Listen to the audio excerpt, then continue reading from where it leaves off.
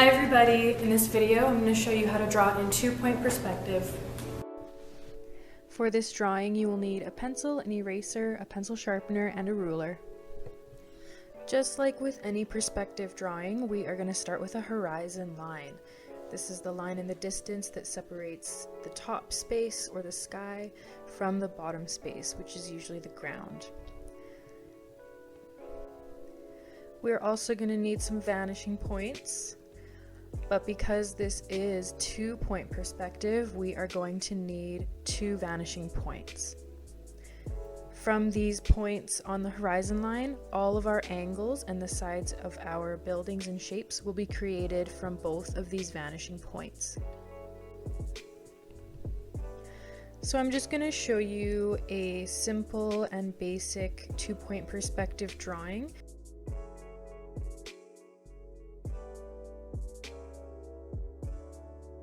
So I'm taking kind of a more simple route. I'm starting in the middle of my page. I'm going nice and wide with my points. You always want to start with that first vertical line. This is going to act as the corner of your building that we're seeing. And from that corner, then you can build the side walls using your vanishing points. Notice that I have my vanishing points on the very edges of my page. And this way we can just get more into our drawing. We can have a wider span of space to work with our buildings on our street scene. So I'm going to draw another building behind the one I've already got here. I'm going to make it a little bit taller.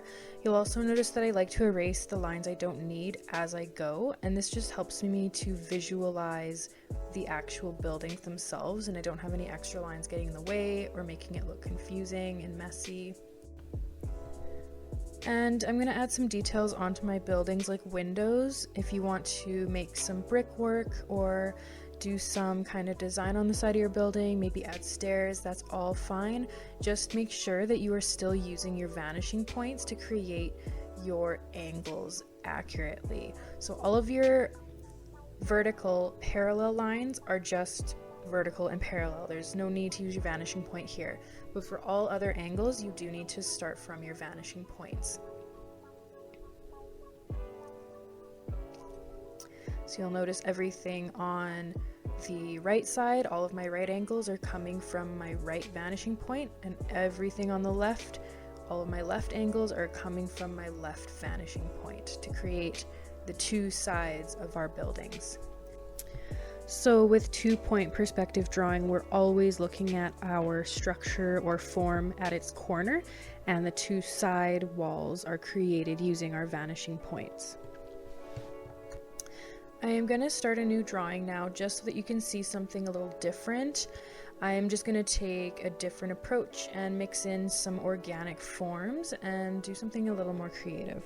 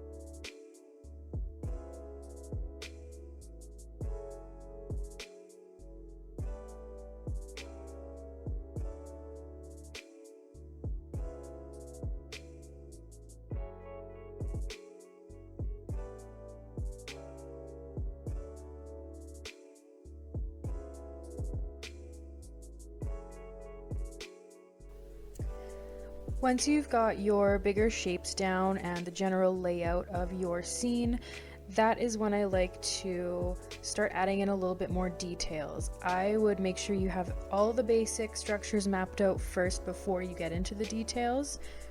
And this is just a good way to make sure everything is looking proportioned and well before you get too into the nitty-gritty.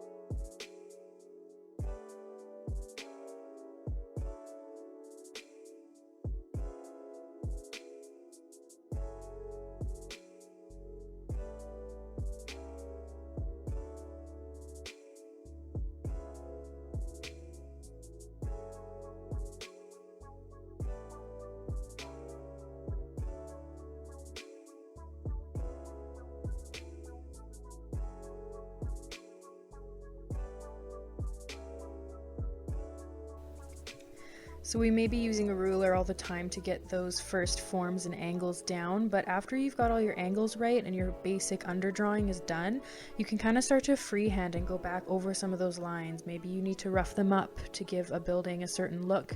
Maybe you need to add some features. So freehanding is also a part of this technique, and I think it adds a little bit more character to a drawing rather than just seeing all your lines super straight, clean, and even.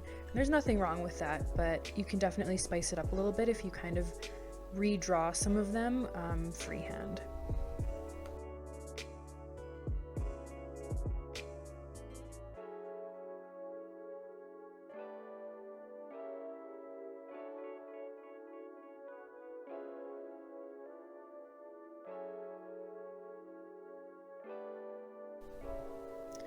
So I want to add a little bit of trees here in the distance, and even though they're not a building, they don't have a corner, I'm still using my vanishing point so that I can gauge where the tops of the trees are going to lie.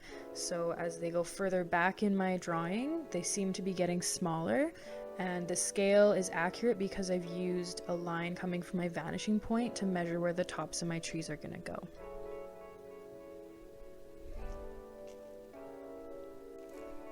So once my preliminary sketch is complete and I am happy with how everything is set up, I like to go in and start to highlight some of my lines again and make some areas darker. I always like to start filling in my darker shadows and my darker bits of shading first, and then I kind of work around that and start lightening other things up based on the darkest shadows in my drawing.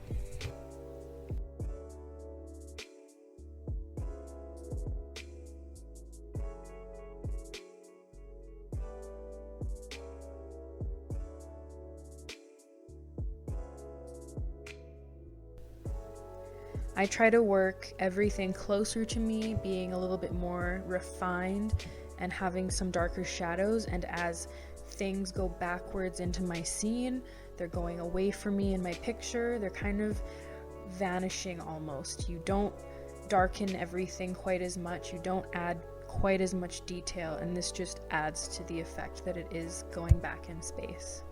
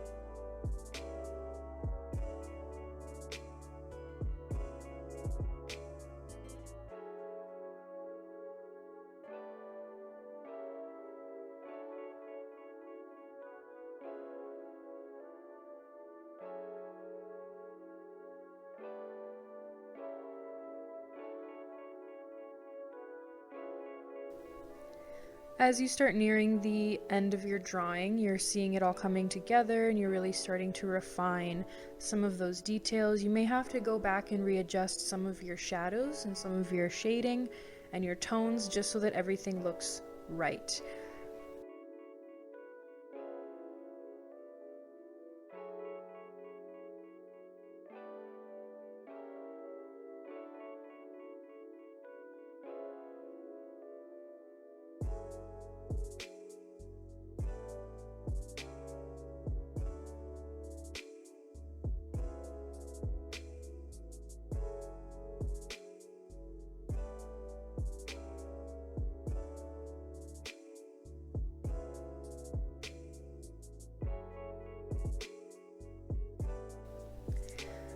So here is my finished drawing. I hope you guys found this helpful, and I'll see you next time.